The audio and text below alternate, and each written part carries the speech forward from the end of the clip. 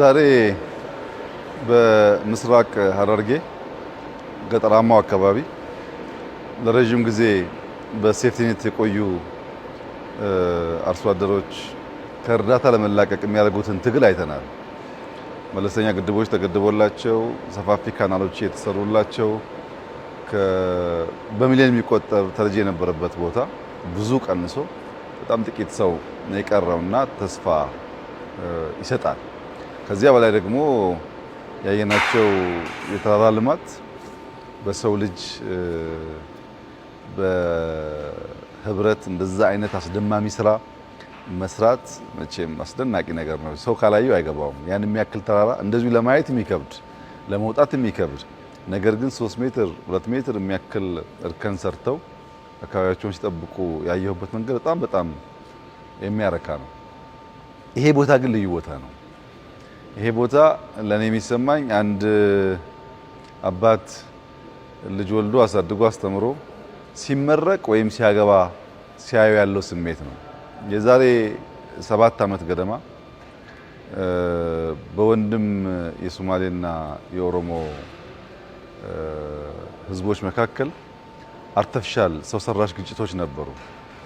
እነዛ ፖለቲካ የነዳቸው አርቲፊሻል ግጭቶች ጊዜያዊ ቢሆኑ ብዙ ሰው ጎርተዋል እና ይገርማል። እዚህ ቦታ መጥቼ ነበር እኔ ከሪፎርም በፊት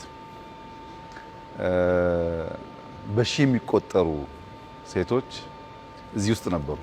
እዚህ ቦታ አጋጣሚ እኔ እዚህኛው ቤት ስገባ አንድ ሴት ትወልድ ነበር እና ማየት አልቻልኩም። በጣም አዝኜ ነበር የወጣሁት።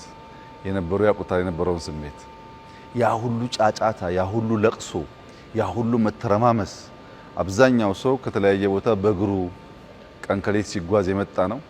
በዚያ ጊዜ የነበሩ ኃይሎችም እዚህ አካባቢ ይበልጥ ሽብር ይነዙ ነበር እና ማህበረሰቡ የነበረበት የምግብ የመጠጥ ብቻ ሳይሆን ሳይኮሎጂካል ጭንቀት በጣም አሳሳቢ ነበር እና በጣም ከፍቶኝ ልቤ ተሰብሮ አዝኜ የወጣሁበት ቦታ ላይ ዛሬ ወጣቶች እንደዚህ አይነት አስደማሚ ስራ ሲሰሩ ማየት የሚሰጠውን ስሜት እንግዲህ የሚያውቀው ብቻ ያውቀዋል። እየሰሩ ያሉት ስራም ቀላል አይደለም።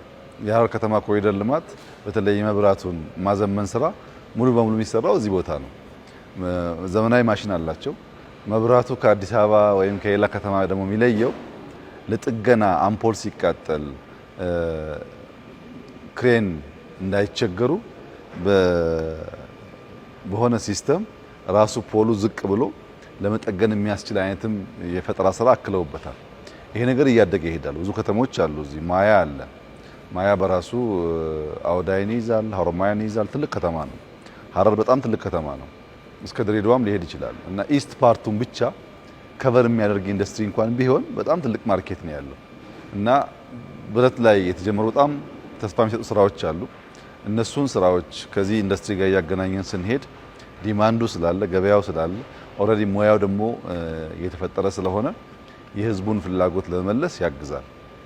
ለኔ ከኢንዱስትሪው በላይ ቅድም እንዳልኩት ሰዎች ተፈናቅለው ከሚያለቅሱበት አሁን ብረቶች የሚቆረጡበትና ፈጠራ የሚካሄድበት ቦታ ሆኖ ማየቴ በጣም ከፍተኛ ተስፋ ሰጥቶኛል። እንግዲህ በድፍን ኢትዮጵያ ሳይዙ መጠኑ ቢለያይም በገጠርም በከተማም እንቅስቃሴዎች አሉ። የእድገት እንቅስቃሴ ሂደት ነው። በአንድ ጀንበር የተሟላ ነገር ማየት አይቻልም። ሐረርጌ ዛሬ 2 ዓመት 1 ዓመት ተኩል 2 ዓመት ገደማ መጥቼ ነበረ።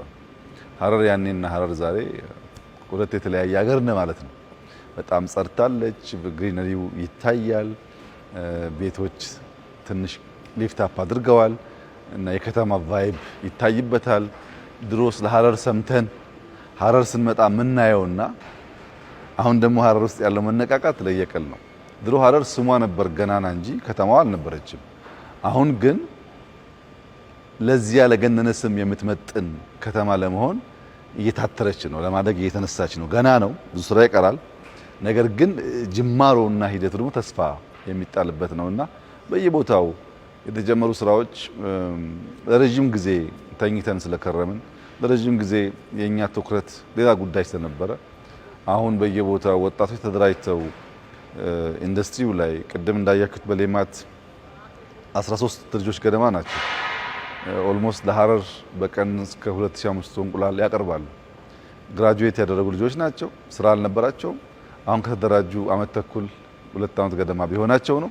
በዚህ ጊዜ ውስጥ ተነቃቅተው ለማስፋት ተጨማሪ ጥያቄ እየጠየቁ ነው ያሉት እና ወጣቶች ተደራጅተው በሌማት ሲሳተፉ፣ በግሪን ሌጋሲ ሲሳተፉ፣ በኢንዱስትሪ ሲሳተፉ፣ በእርሻ ስራዎች ሲሳተፉ ቀላል ግምት የሚሰጠው አይደለም።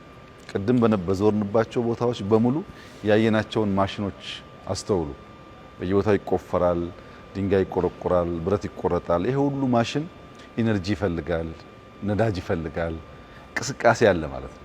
ይህንን ማስቀጠል ከቻል ብር እውቀት እየተገላበጡ በርከት ያለውን ሰው ከድህነት እያወጡ መካከለኛ ገቢ ያለው ሰው ልጆቹን በወጉ የሚያስተምር ያሻውን እየበላ ያሻውን እየለበሰ የሚኖር ትውልድ እየተስፋፋ ይሄዳል።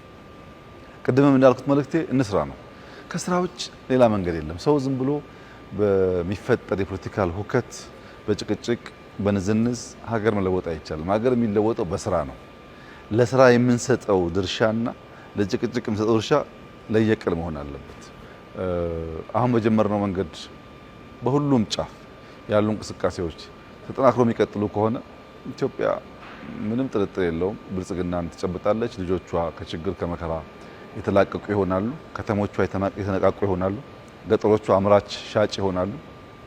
በዚያው ልክ መሰረተ ልማት ይስፋፋል፣ ትምህርት ቤት ይስፋፋል እና ለኢትዮጵያ በጣም ትልቅ ተስፋ የሚሰጥበት የሚጣልበት ተግባር ነው።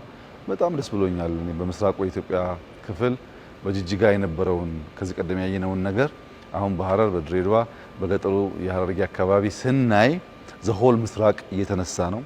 ዘሆል ደቡብ እየተነሳ ሲሄድ፣ ዘሆል ሰሜን እየተነሳ ሲሄድ፣ ምዕራብ እየተነሳ ሲሄድ፣ መካከለኛው ኢትዮጵያ እየተነሳ ሲሄድ ስንደመር እና ስንቀያየር በጋራ ትልቅ ሀገር ሀብታም ሀገር እንፈጥራለን እና ጅማሮው እጅግ በጣም ደስ የሚል ነው። እንበርታ፣ እንስራ፣ እንፍጠን፣ እንፍጠር፣ ለመለወጥ ለመቀየር እንዘርጋ ብቻ ነው መልእክቴ። በጣም ደስ ብሎኛል። እንኳን ደስ ያላችሁ።